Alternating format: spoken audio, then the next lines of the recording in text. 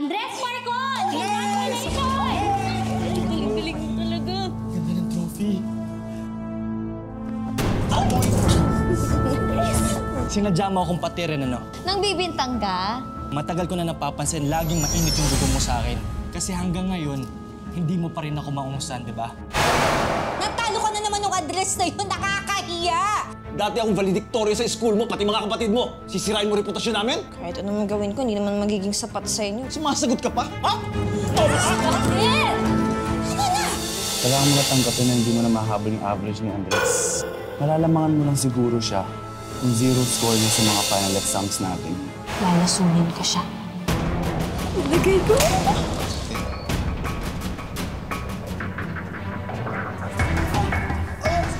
Bakit hindi pa gumigising anak ko? Nakamamatay po yung laso na na-ingest niya. May kailangan po kayong malaman. Tungkol po sa totoong rason kung bakit po na-hospital si Andres. Ang nabunot ni Gail, diskarte. At ang nabunot naman ni Andres ay diploma. Ang tanong ay ito, ano ang mas importante para magtagumpay sa buhay? Diskarte o ang diploma? Ang maunang magsalita ay si Gail. Meron kang 30 seconds. Your timer starts now. Diskarte ang bumubuhay sa milyong-milyong mga Pilipinong hindi nakapagtapos sa pag-aaral. Napatunayan natin yan during the pandemic, di ba? Dumami yung mga influencers, yung mga online sellers, mga virtual assistants, at marami pang iba. Marami ng paraan para umasenso ngayon. Basta marunong tayo gumamit ng internet at social media. Since nabanggit mo ang social media, gusto ko lang sanang sabihin na huwag sana tayong basta-basta maniwala at sundin lahat ng nababasa natin online. Iba pa rin ang may diploma. Sa bandang huli, may diploma man o wala, diskarte pa rin yung paiiralin natin para makahanap ng trabaho, para magtagal sa trabaho. Kung ang buhay ay isang gera, hawak mo ang pinakamalakas na sandata. Sa paaralan, mas makikilala mo ang sarili mo. Dito, unang nabubuo ang mga pangarap mo at ang pagkatao mo. Kaya mag-aral ka muna. Kapag may diploma ka na, saka natin pag-usapang yang diskarte. Salamat po. Iba talaga ang future valedictorian natin.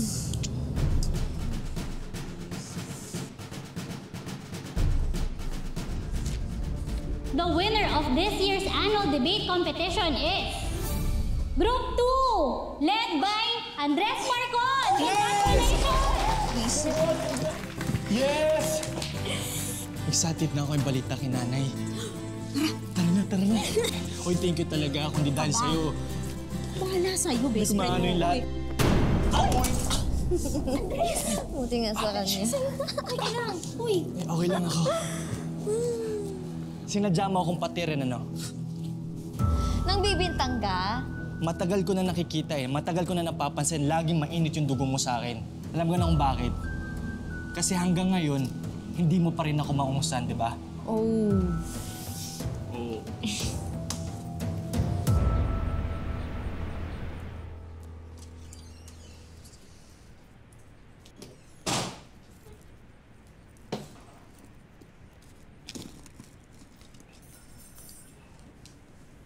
Ma! Pa! May good news po ako sa inyo. Qualified po ako sa South Korea National University sa Seoul. As in, bukas po may Zoom meeting ako sa board. Uy naman. May gasgas na naman yung sasakyan. Di ba sinabi ko sa'yo, huwag ka magmamaneho pag... Bakit kailangan mo kasing uminom pag nagmamaneho ka? Kotse na naman? Ba't di ka kaya bumili sa sarili mong kotse? Total, laging pinagmamalasakan mas malaki yung sweldo mo. Not saying that! Isa ka pa! Bakit hindi ka nanalo dun sa debate contest ninyo? Ha? My God, Gail, ano ba? Natalo ka na naman ng address na yun. Nakakahiya! And to think, ha? To think! Ako pa yung advisor talaga ng debate society na yan noon. Para naman nung bearing yun sa grades namin eh. Ano walang bearing? Dagdag points yun sa extracurricular mo. Lulukuhin mo pa ako? Dati akong valedictorian sa school mo, pati mga kapatid mo. O ikaw ano? Sisirain mo reputasyon namin? Kahit Kahit ano naman gawin ko, hindi naman magiging sapat sa inyo. Manalo-matalo man nun, hindi naman kayo magiging proud sa akin. Teka, sumasagot ka pa? Lahat binibigay ko sa'yo, pera, lahat ng kailangan mo. Bawag. Hindi mo talo-talo yung taga-squatter Andres na yun? Ha? Bobo ka? Bakit? Tama na! Ano ba? Minahon ka nga. Gail, siguraduhin mo ha na ikaw ang magiging valedictorian sa batch mo. Ano ba? Ang simple-simple, hindi naman ganun kahirap yung hinihingi namin sa'yo, di ba? My God, kailangan pa.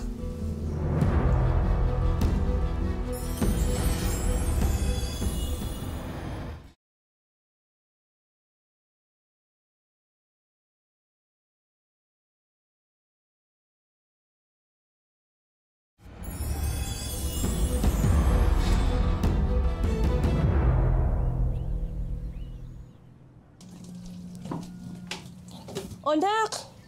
Ako na bahala dyan sa mga hugasin. Tapusin mo na yung mga assignment mo dito, oh. Tapos na po to, Nay. Ang dami mo pala assignment, oh. Nay. May good news po pala ako sa inyo. Ano yun? Yung St. Lorenzo Ruiz University po, nagbibigay daw po sila ng 100% scholarship sa lahat po ng mga valedictorian. Sure naman po ako na ako po yung magiging valedictorian ng batch po namin.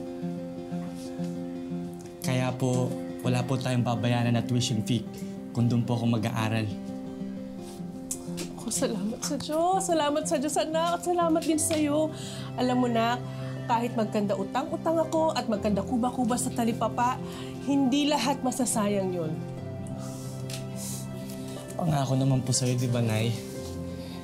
Kahit di man po buo yung pamilya natin, hindi man po tayo mayaman, sisikapin ko pong makapagtapos, sisikapin ko pong maging architect. Yung mga napapanood niyo po sa TV na bahay na bato, ganun po itatayo ko. Balang araw doon po tayo titira, Nay. Naks naman. Swerte-swerte ko talaga sa anak ko. Tama, ang pogi, matalino, masipag mag-aral, at mataas ang pangarap. Manang-mana lang sa'yo, Nay. Salamat, anak. Pagbutihin mo talagang pag-aaral mo, ha?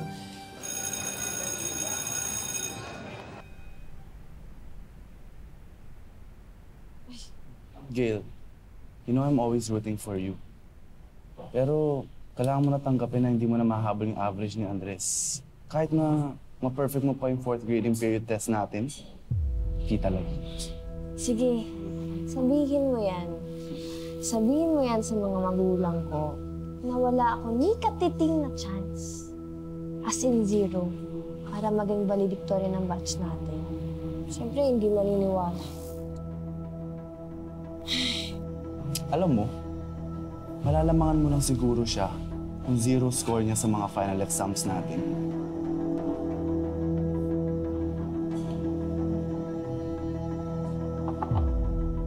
What if magiging 0 nga siya sa exams dahil hindi siya magte-take ng exam? Paano?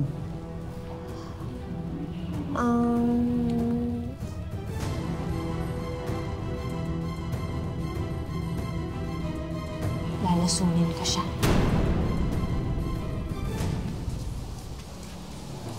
Tara bro, kahit ang game lang. Sige ba? Tara, game? Game. Game. Tara. Matayin mo ako, ha? Ako bala.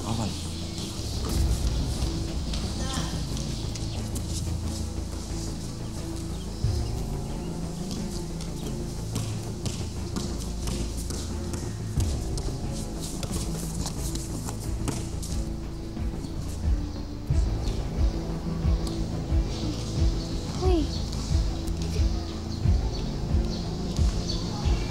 Andres.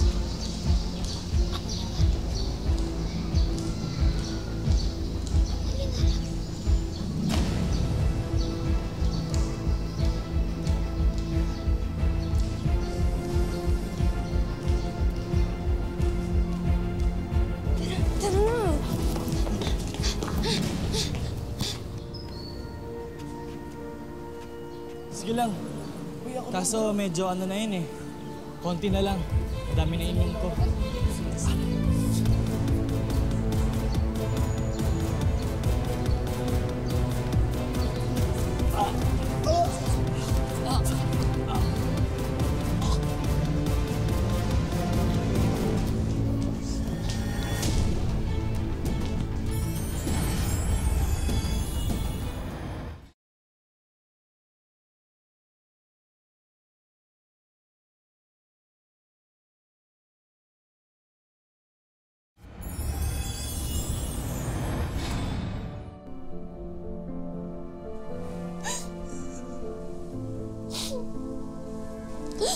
Dok, bakit hindi pa gumigising yung anak ko? Ano po ba nangyayari?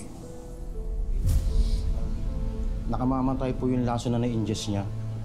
Pero hanapin po namin yung extent ng damage sa katawan ng pasyente. Iwan ko muna po kayo.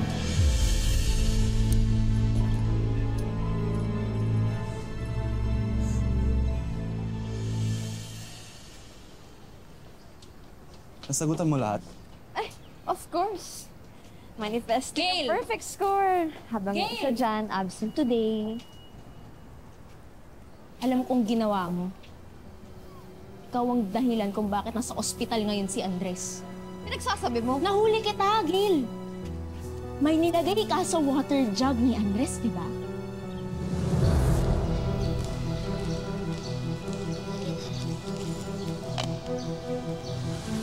Ano nilagay mo doon? Lason? Bakit? Ano bang kasalanan sa'yo ni Andres, ha? Dahil ba hindi mo siya matalo-talo, ha? At sigurado ako, kasabwat mo din to. Chill lang! Mabigat na accusation yan, ha? Matatapos yung school year, gumagawa ka pa ng eksena. Wala ka sa drama club. Itong ginawa niyo kay Andres. Hindi ko palalampasin to. Isusumbong kita sa faculty.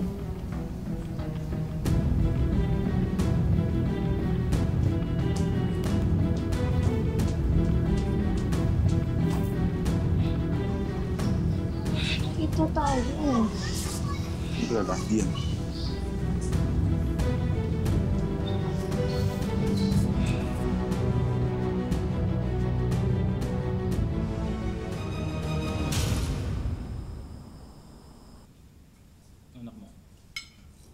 Hindi ko alam. Gil! Gil! Sandali nga. Abay, kailangan pa ba talagang hintayin ka namin ng papa mo? Ano to? Ano kaartehan yan? Ha? Bakit ayaw mo kumain? Ano? Ma, What? sorry. Anong problema mo? Baka po kasi... Baka po makulong ako. Nilagyan ko kasi ng laso yung water jug ni Andres para hindi po siya makapag-take ng final exams namin eh. Kaso may nakita po sa akin. Tapos isusumbong daw po niya sa faculty. Hindi ko alam nang gagawin ko eh. Sino pa nakakita sa ginawa mo? Si Rian po yung kaibigan ni Andres. Bukas na bukas din. Kakausapin natin siya. Babayaran ko siya para hindi magsalita.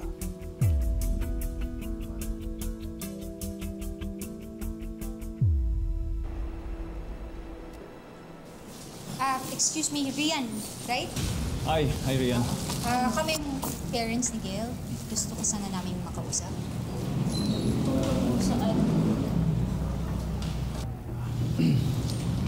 Gusto ko sana namin tulungan. Kasi nabalitaan namin na hindi ka pa sigurado makakapag-college next year. Here. Makakatulong sa'yo yan sa pamilya mo.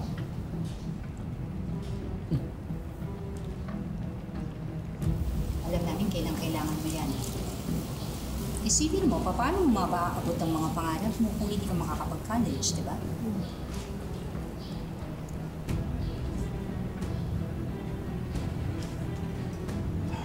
Pero, Iya, meron lang kaming hihilingin sa'yo, ha? Kalimutan mo na yung mga nakita mo.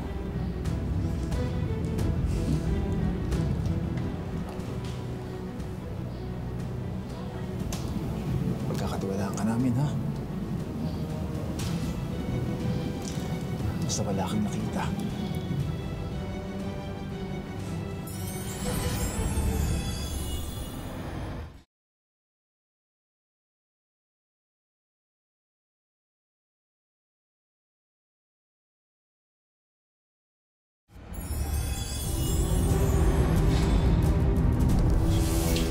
Aling Berna, Bakit, Rian? may kailangan po kayong malaman. Tungkol po sa totoong rason kung bakit po na-hospital si Andres. Aling Berna, may lumason po kasi sa kanya. Ano mga mukha niya? Ang sasama ng mga ugali niyo! Baka hindi mo alam, pwede ka namin kasuhan sa mga sinasabi mo at pinagagagawa mong ganyan. O baka naman gusto mo, makulong ka ng 2 oras lang sa ganun, hindi mo babantayan yung anak mong nag-aagaw buhay! Ay! Aling Berna! Nasasama ng ugali niya! Ay! Umanak kita! Ano? Kailangan mong masakan? Sige! Sige! Ano? Sige! Ay! Sige! Hindi na mandak na kakasuhan kita! Pero bagay sa inyo! Ang iinit ako kung di ninyo! Kahit sa kote tayo, magtutuos tayo ng demanda ko kayong tatlo! Hampas lupa! Tumigil ka! Tumigil ka na! Tara, tara! Tara!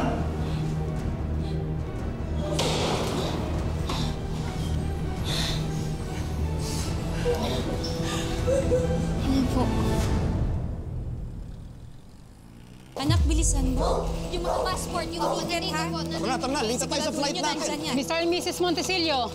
Magandang araw ho. Kayo po ba si Mr. and Mrs. Montesilio? Opo, ano hong atin? Pwede po ba namin kayong maimbitahan sa presinto kasama ang anak nyo?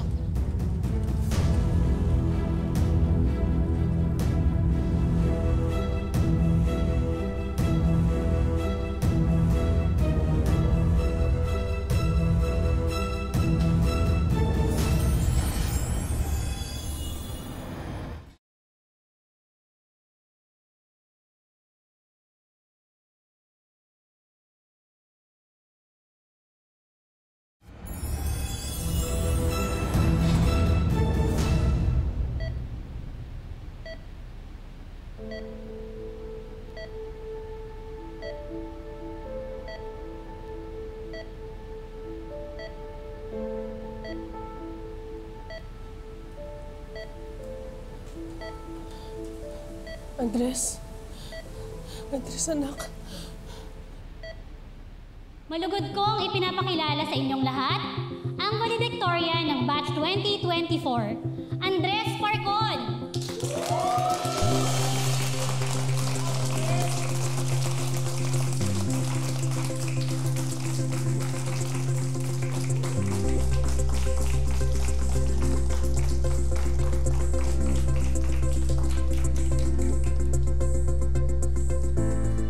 Mga minamahal kong kapwa mag-aaral, mga guro, mga magulang, at mga bisita, isang mapagpalayang araw po sa inyong lahat.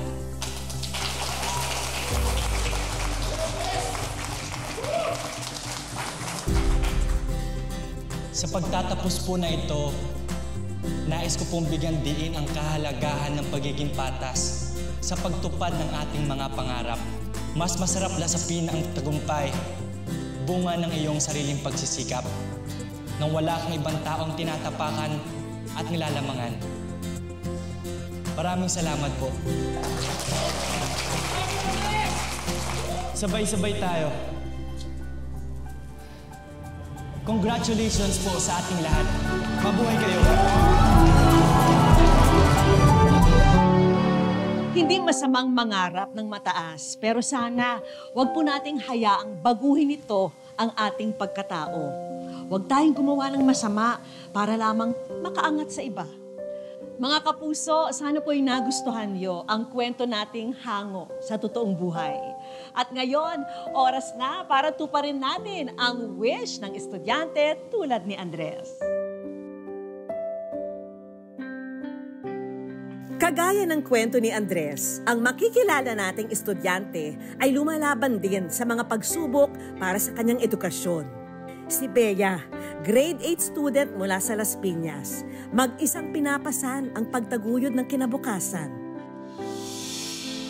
Hindi naging madali ang buhay para kay Bea dahil ang mga magulang na dapat sana'y kanyang sandigan, sila pang absent para sa anak. Nakakainggit po yung ibang students po. Kasi sila po may kasamang magulang po. Tapos ako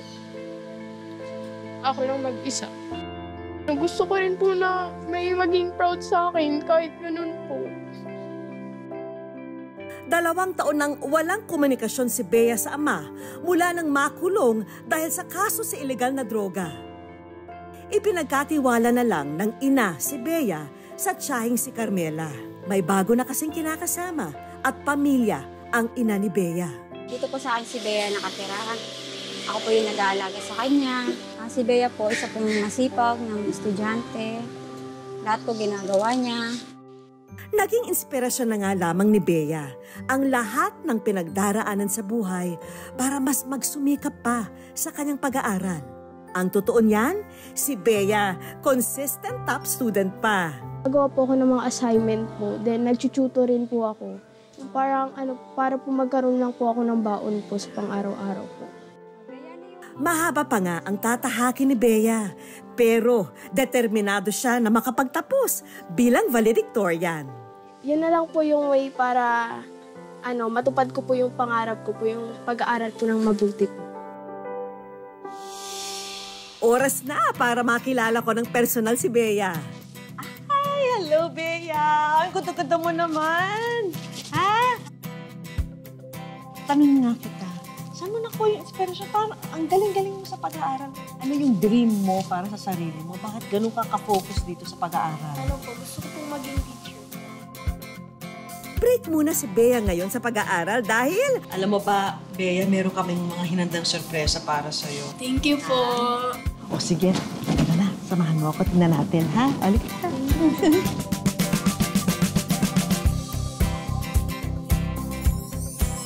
Ayan, yan lahat para sa'yo yan, di ba? Oo.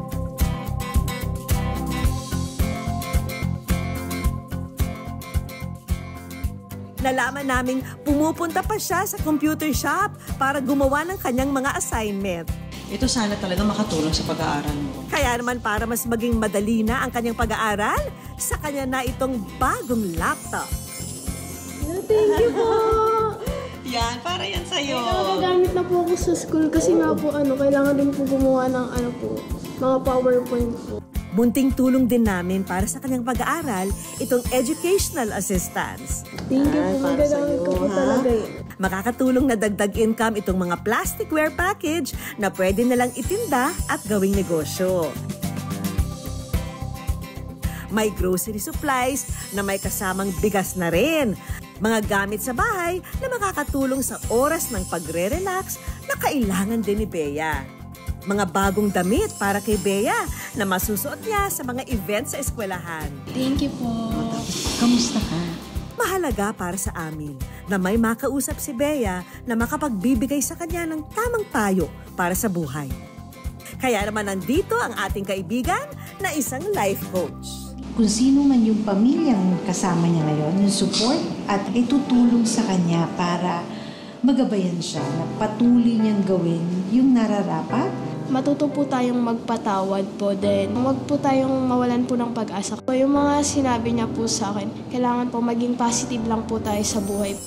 Mga kapuso, lagi po natin tatandaan hanggat hindi tayo napapagod, humiling at maniwala. Hindi tayo mapapagod, lumaban sa buhay. Ako po si Vicky Morales at ito po ang Wish Ko Lang. Wish Ko Lang.